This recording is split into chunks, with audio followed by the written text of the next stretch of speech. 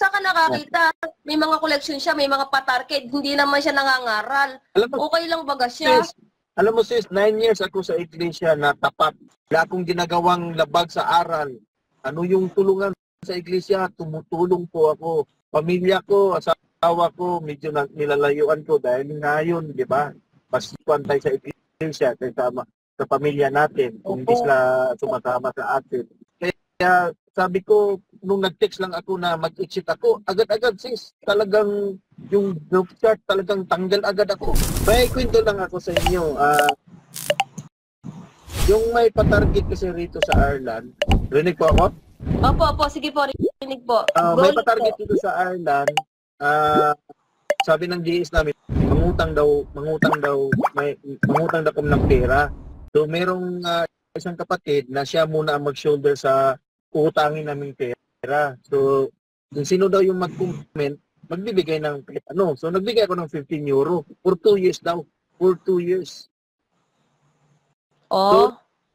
So, 2 years, nagtanong ako sa mga kapatid, yung DS. So ano ba, magkano na ba ang kulang ko? At least mabayaran ko, at least makapagtulong ulit ako. Kahit sa isa sa kanila, sister, hindi nag-message sa akin kung magkano ng kulang ko, whatever. Sabi ko, parang may something yata nang nangyayari dito. Parang pag hindi nila sinasabi yung magkano ng kulang ko. So, parang sabi ko, ito pa to, parang continue lang ba ang pag-ibigay ko? Talagang hindi ko naintindihan yun eh.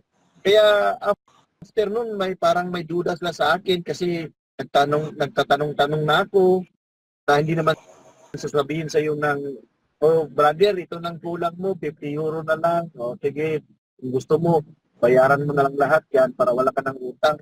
Ganun ba? Dapat sana ganun ang sasabihin nila sa patiran. Ano pong euro? 15K euro? Magkano ba ang conversion sa peso ng euro? Ang €1 sis is 60 pesos. 60. Mataas pa ang pounds, ano? Tapos po, ay diyan laki nun. Ang laki nun. Malaki din €15. Oh, at sabi kasi nila, yung utang namin hanggang 2 years lang to pay. Opo. Kaya sabi ko, okay, 2 years to pay. So, nagbigay ako ng nagbigay. Meron din naman akong obligasyon sa pamilya ko. So, gusto ko lang malaman kung magkano na lang ang kulang. Kasi lampas 2 years na eh. So, nagbibigay pa rin ako nagbibigay ng €15. Sabi, nagtanong na ako. Opo. Brother, nag-text ako sa mga kapatid. Magkano na ba ang kulang ko? Pwede ko bang malaman kung magkano na lang talaga ang kulang ko? At least, babayaran ko na lang yung kulang ko para at least makapagtulong ulit ako ng anong dapat tulong sa iglesia. Walang man sa akin. Walang nagsabi, walang text. So, parang may something lukuhan rito, sabi ko sa isip. Hindi na po yung something, pandaraya na po yan. Kasi yung po naman daraya. Pandaraya na po yan. Tingnan nyo, sa dami ng nawala na sa iglesia, sinirkular ba nila? Binanggit po ba nila ang pangalan? Di ba hindi? Diyan po nagsisimula ang demonyo sa pandaraya. Kaya itong mga miyembro na to, kung ito yung may isip, dapat alam nyo ang ginagawa ng puno nyo, nadidiwaan nyo, pandaraya na yan eh. Sa dami ng lumabas, hindi nyo na isinisirkular. Bakit? Nandadaya na ang puno nyo, pandaraya na yan. Kung talagang kami lumabag, ito si Sneaky, nagnakaw, namumuhay ng hindi maganda, sa laulan, nangangabit, ng agaw ng asawa, katulad niya. Ayan, nag-scam, ayan, ganyan. Wala nang ganyan eh. Bakit? Hindi nila yan mabanggit kung ano talaga ang sala. Kasi ang pinoprotection na lang mga kapatid, ayan na nga, yung puno nila, sa tao na lang po sila, sa tao na lang. Ayan po ay pagdaraya. At saka, pang-i-scam yung ganyan, Brad. Kumuha na lang kayo ng hulugang kotse, mas maigi. Ayun na lang po. Hindi nila iisip yan yung mga pangailangan ng mga kapatid. Ang mahalaga sila'y makaraos. Ang mahalaga sila'y Ayan po, eto pinagsisigawan ko sa buong mundo.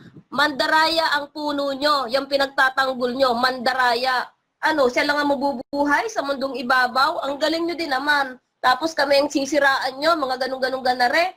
Nako, ayan puno mo. Diwaan nyo kung anong klase ng puno nyo meron yan. Sige po, tuloy. Alam mo, sis, ang kuha nila ngayon, iba daw si Bess, kasi GCR, kay Bro Eli. Ang ang ginagawa ngayon daw ni DCR is ground. So, yun ang ginagawa ngayon. Magkaiba daw sila ni Bro Eli. Sabi ko, di ba nasa Biblia 1 Pedro 3:15? Magtanong kayo sa sacerdote.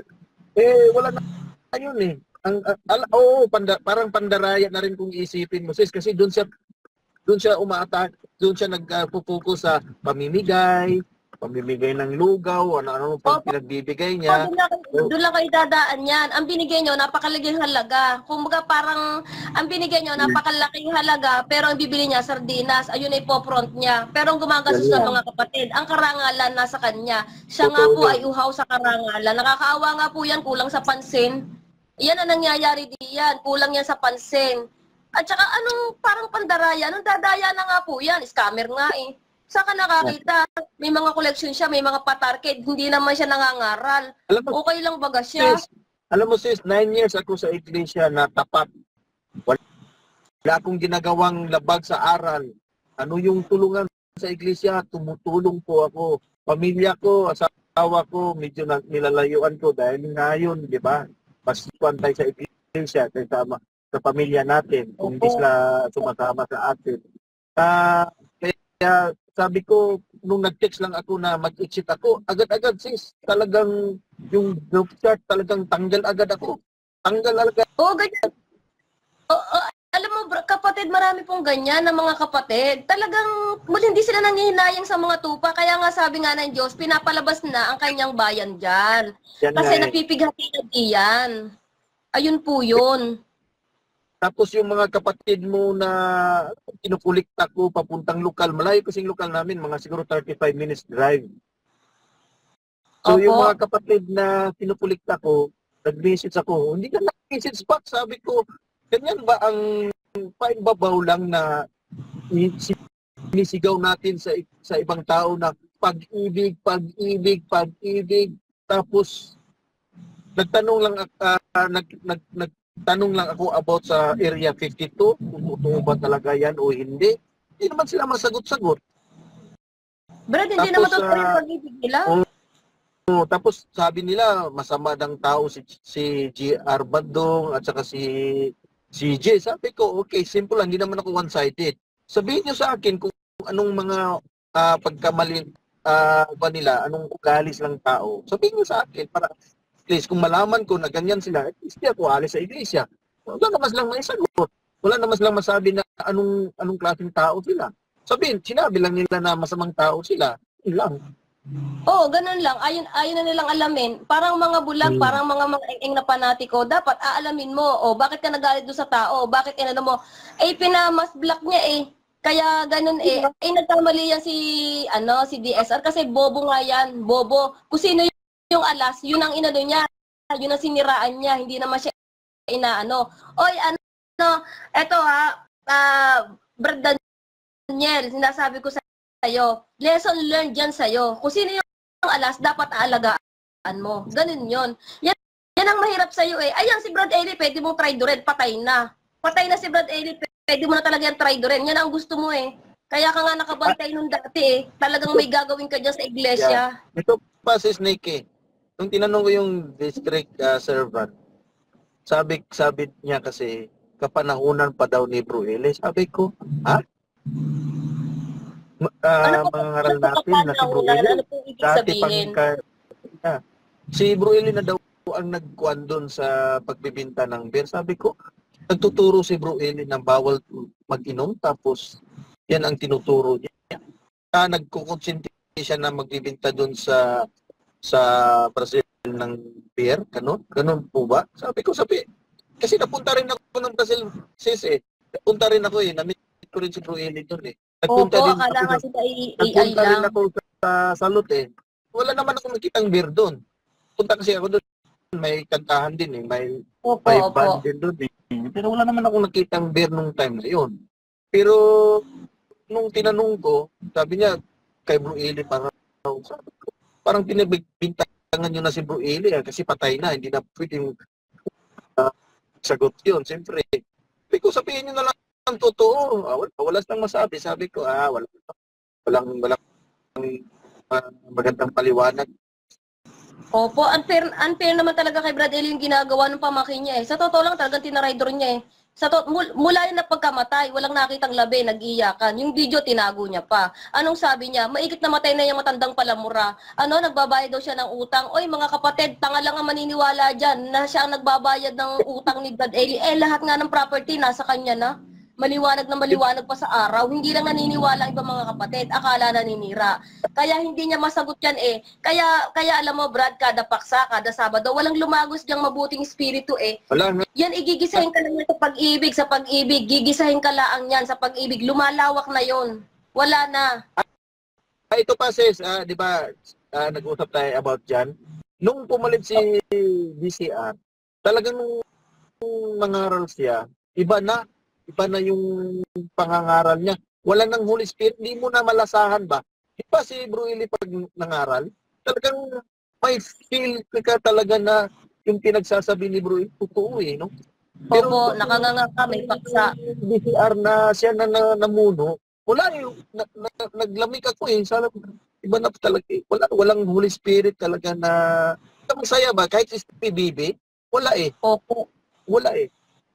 Kaya nung Opo, iba ako ng trabaho sis, kasi naging bus driver na ako rito, yun ang pinalabas nila sa akin ngayon. Dahil hindi na daw ako dumadalo. Yun na ang kuha nila sa akin. Pero hindi na pwede akong husgahan kahit hindi ako dumadalo. Nataniman na kasi ako ng aral eh, kaya hindi ko minala yun. Ever. Kapatid, ilang taon ka na po sa iglesia? 9 years na po sis. 9 years. Ilang taon po? 9 years. O, 9 years. Bawasan nyo, yung 9 years, bawasan nyo po ng 4 na taon kasi wala naman tayong natutunan talaga eh kay DSR. Wala naman tayong natutunan eh. Abale, 6 years. Parang ako, Brad, 15 years ako. 9 years lang ako. Babawasan nyo ng 4 na taon yung pagkakaanib nyo, mga kapatid. Kung kayo'y marunong mag-compute. Wala naman tayong natutunan sa kanya eh. Lagi lang siya may pinaparinggan. Ayun pala, hindi ko pa napapanood dyan si Badong. Mali ko yung kanilang napansin ko na yan, Brad. Napansin ko na ito may pinatatamaan. Ang alam niyang batuhin, yung mga miyembro niya. Yan ang napapansin ko sa kanya. Kasi nga, Brad, alam mo kung bakit. May sarili na siyang interes sa iglesia.